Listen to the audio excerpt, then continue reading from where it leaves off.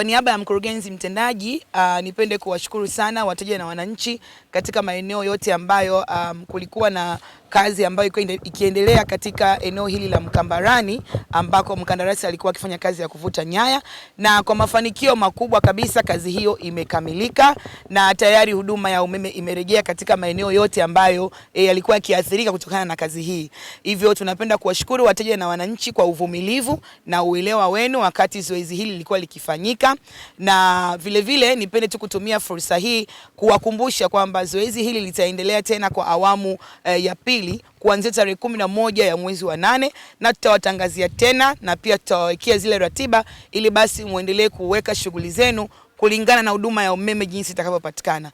Kama ambavyo tuliwaambia, kazi hii ilikuwa ikifanyika katika eneo la hapa Mkambarani, lakini pia Kikombo pamoja na Mkonze kwa awamu ya pili.